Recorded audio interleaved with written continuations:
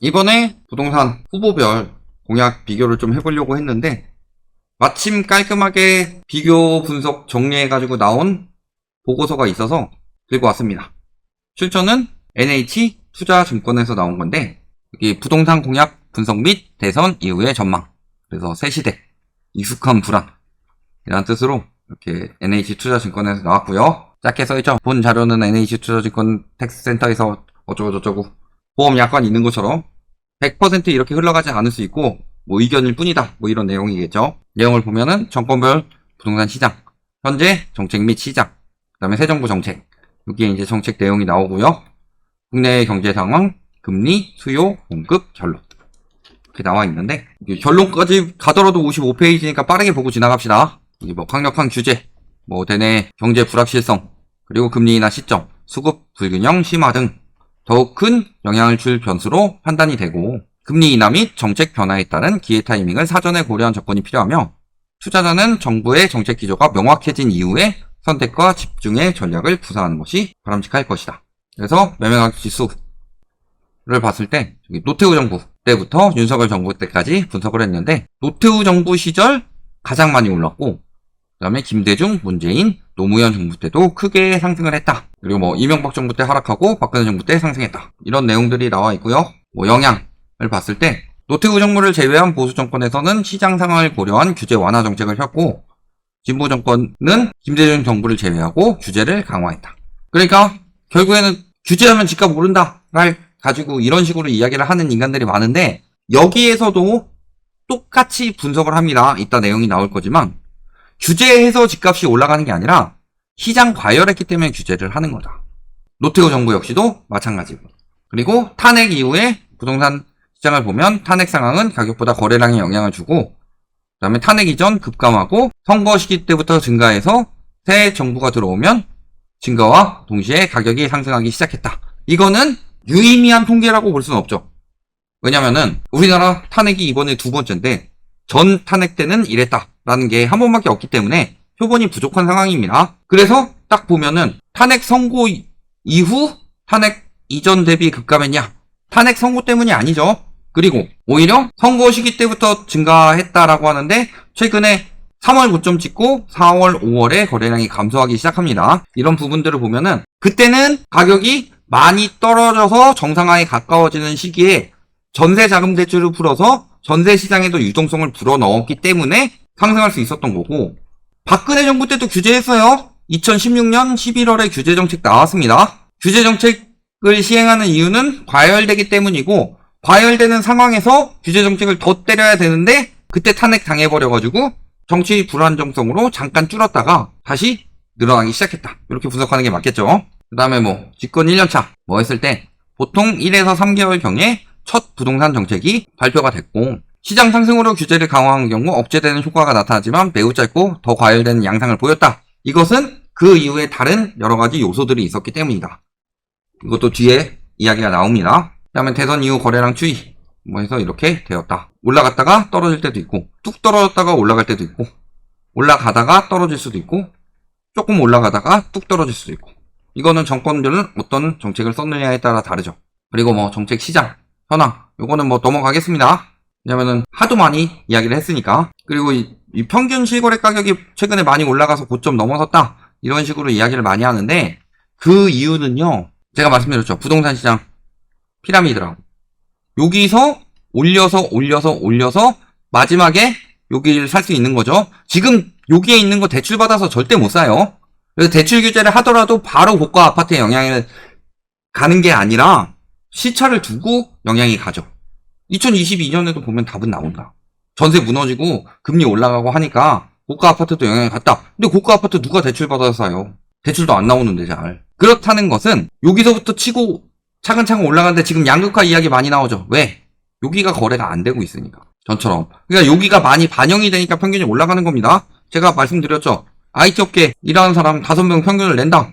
근데 연봉 3천, 연봉 4천, 연봉 5천, 연봉 6천. 그리고 나머지 한 명 뽑은 게 하필 빌 게이츠라서 한 연봉 12조 나왔다고 해봅시다.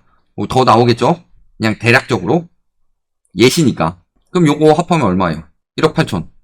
그러면 평균 내면 어떻게 돼요? 12조 1억 8천이니까 IT 업계의 평균 연봉은 2조 4천억 3,600만 원입니다. 그러니까 저는 당장 유튜버를 때려치고 IT 업계로 일하러 가겠습니다. 고생 많으셨습니다. 이럴 수 없잖아요. 왜냐면 극단값이 많이 들어가면 들어갈수록 평균의 함정이 생기기 때문에. 그래서 고점을 넘었다라기보다는 고가 아파트 거래 비중이 많이 늘었다. 이런 상황이 되는 거죠. 그리고 뭐 신축 구축 어쩌고저쩌고 신축 구축 어쩌고저쩌고 이야기하는데 결국에 중요한 거는 신축 구축보다 입지가 더 중요해요. 왜냐면 구축이 다시 신축이 되니까. 그리고 뭐 양극화 이야기 많이 하고 매매 전세 가격 이런 식으로 월세도 계속 오른다고 하는데 한번 빠졌다가 지금 다시 조금 오르는데 떨어질 때는 닥치고 있다가 올라가니까 또 이야기를 또 언론들이 짓거리고 있어. 제가 이런 거 보면 되게 열이 받아요. 전세가 떨어지고 나서 시차를 두고 월세 가격이 또 고점 찍고 떨어지기 시작했죠. 말도 안 되는 논리들 내가지고 매매 가격이 떨어지면 전세 수요로 몰려서 전세 가격 올라간다. 근데 매매 가격 떨어지면 전세 가격 같이 떨어졌죠. 전세 가격 떨어지면 전세 수요가 월세 수요로 이동해서 월세 가격도 올라간다. 시차를 두고 제가 월세 가격 같이 떨어진다고 그랬죠. 그대로 반영되고 있는데 그다음에 뭐 토어제 어쩌고저쩌고 그리고 매매 거래량 이게 토어제 해제 영향으로 이렇게 늘어났죠. 사실 토어제 해제도 있지만 이걸로 심리 자극함과 동시에 월별 대출 관리를 하겠다는 걸 안 했죠. 그러니까 아까 말씀드렸던 대로 이제 5대 은행에 계획 대비로 보면은 2.7조 정도밖에 안 남았다. 남은 대출이. 그러면 올해도 계획을 초과하든가 아니면 지금부터 빡세게 들어가가지고 상매각 많이 하고 대출 내주는 것은 최대한 억제하고 이런 형식으로 들어갈 가능성이 높죠. 그래서 제가 대출 총량 규제를 이야기를 한 거다. 그리고 이제 새 정부 정책을 보면은 이재명 후보는 4기 신도시 개발과 노후 계획도시 재정비로 주택 공급을 확대하겠다고 하고 세종을 행정수도로 만들고 5대 초광역권으로 국가 균형 발전 추진하며 GTS 전 노선 확장으로 교통망 강화를 내세웠다. 그리고 재건축 재개발 규제는 완화하고 속도를 높여 사업 활성화를 하고 기존에 언급했던 국토보유세는 사실상 도입 철회하고 세금 규제는 최소화하겠다. 즉 특별한 정책 없이 공급 정책 위주로 내겠다.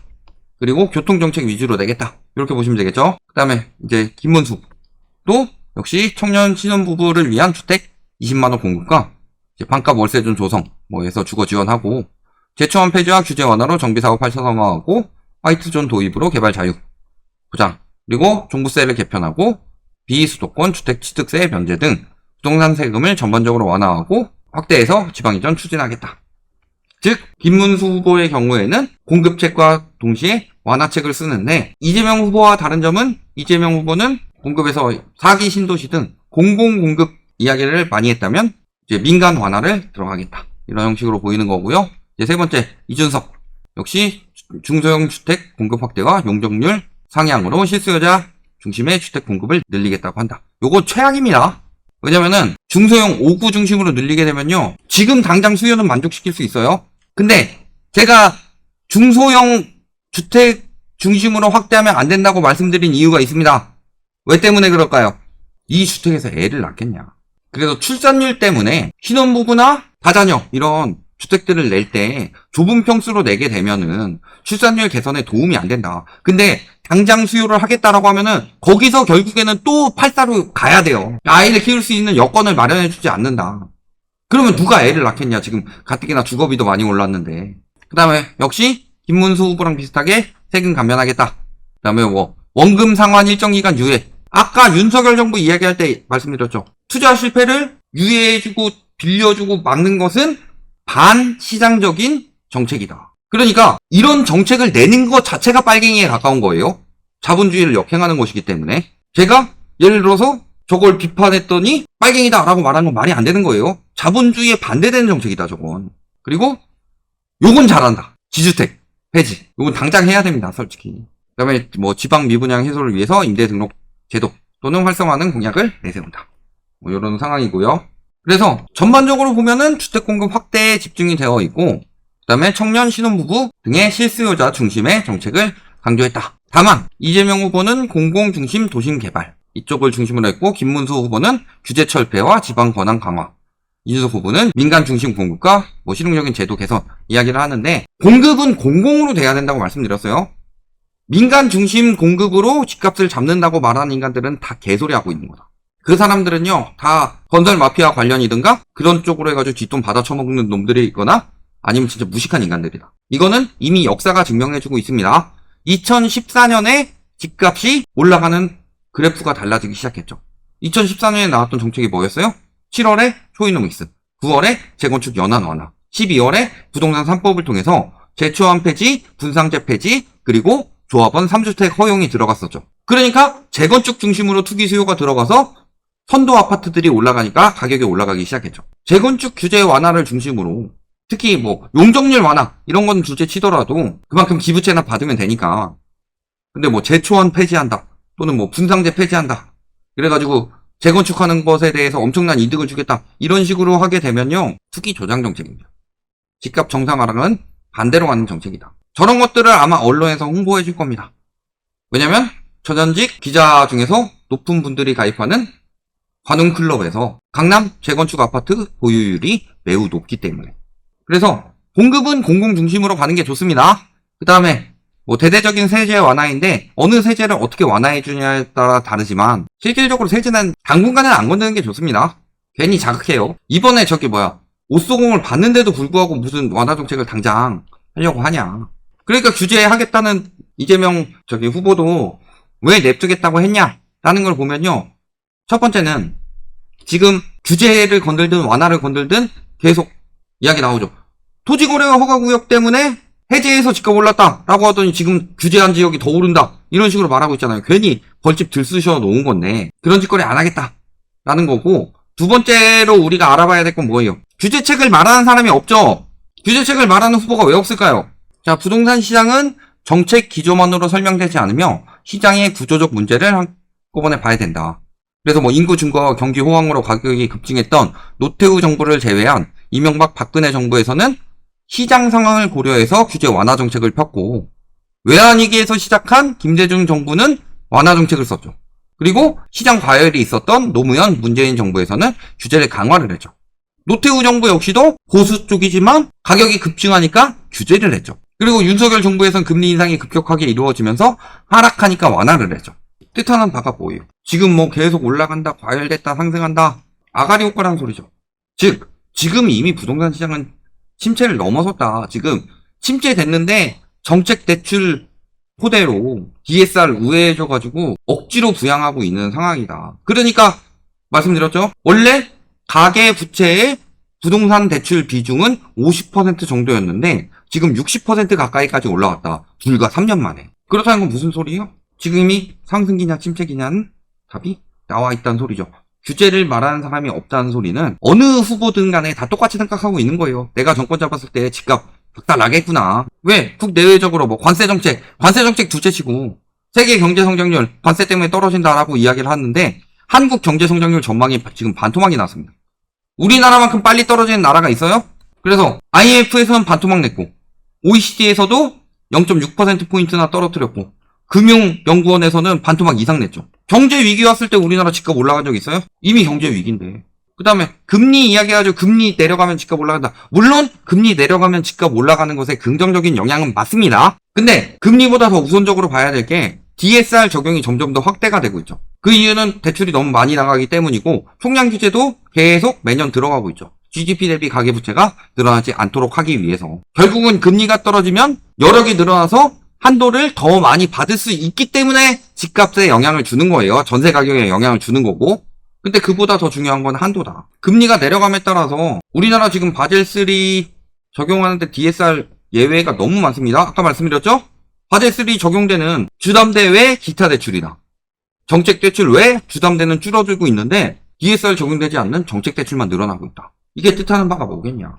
근데 DSR 40%가 넘어간다는 거는 세전 소득에서 40% 이상을 원리금으로 쓰고 있다는 소리인데 그런 사람들이 지금 무너져서 파산 나오고 경매 나오고 있죠. 그게 현실인데.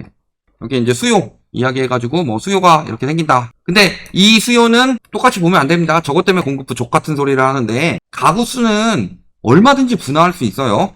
한 집에 4가구가 살 수도 있어요. 4인 가족이. 그래서 가구 수가 너무 빨리 늘죠. 인구가 감소하고 있는데 가구 수는 왜 이렇게 빨리 늘까요? 1, 2인 가구가 왜 그렇게 증가했을까요? 지금 월세도 미쳐 돌아간다고 하는데.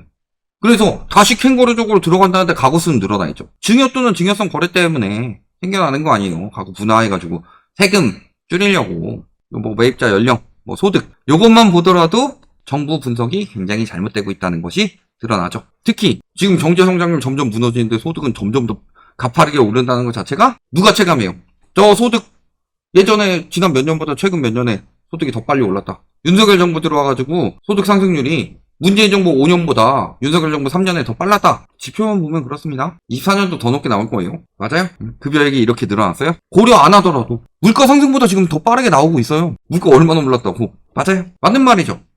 저런 통계를 이야기하면 처음 맞는 말입니다. 숨지고 싶냐 하면서 내가 지금 소득도 줄었고 지금 일자리도 잃었고 그런 사람들이 지금 속출하고 그래가지고 경제 성장률이 무너지고 있는데 소득 상승이 맞긴 뭘 맞냐 처음 맞는 말이지. 그다음에 뭐 M2 통화량 이야기를 하는데 M2 통화량은 어차피 승수에 따라 나오는 건데 우리나라 통화 승수가 저 정도로 늘어났다는 게 굉장히 신기한 상황이에요. 내수가 안 들어가는 통화 승수가 어떻게 저렇게 늘어나냐. M1이 줄었는데 찍는 돈을 오히려 축소했어요? 돈 찍어서 베네수엘라? 말 같지도 않은 소리고 그 찍는 돈에 비해서 M2 통화량이 많이 늘어났다는 소리는 대출을 허벌나게 퍼줬다. 그 대출이 문제가 되니까 지금 줄이고 있는 거고 이런 상황인 거고 이제 공급 부분은 그냥 보실 필요 없습니다. 공급 줄어가지고 공급 부족하고 뭐 수요는 어쩌고 저쩌고 하는데 모든 금융업계에서 저 따위로 분석하는데 늘 말씀드리지만 공급이 줄어드는 이유는 수요가 없기 때문이다. 적어도 그 가격을 감당할. 그러면 공급이 다시 늘어나서 공급 부족이 된다는 소리는요. 집값이 충분히 정상화가 돼야지 공급 부족도 그때서야 효과가 나오는 거고 지금은 현재의 집값을 감당하지 못해서 수요가 없으니까 준공후 미분양이 폭증하고 있고 그래서 짓지 않는 거다. 이렇게 보는 게 맞겠죠.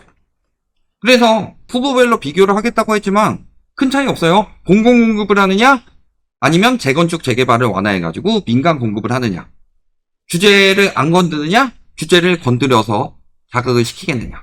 뭐 이 정도의 차이인데 규제를 완화한다는 거는 집값이 무너진다는 소리이고 규제를 안 건든다는 거는 쓸데없는 심리를 자극하지 않겠다는 이야기입니다. 그보다 대내외적인 경제 문제가 훨씬 더 심각하고 국내는 이미 내수 붕괴로 경제가 무너지기 시작했고 국외적으로도 지금 수출이나 이런 부분에 문제가 되고 있고 또 마지막으로 한 가지 더 볼 것이 과잉 대출 유동성으로 M1은 줄였는데도 불구하고 M2가 늘어나서 부채 증가를 막고 있는데 지금 늘어난 부채는 다 정책 대출 뿐이다. 그래서 대출 총량 규제 들어가고 전세 DSR 들어가기 시작했다. 집값 어떻게 되겠냐. 항상 규제책을 써도 올랐고 완화책을 써도 떨어졌죠.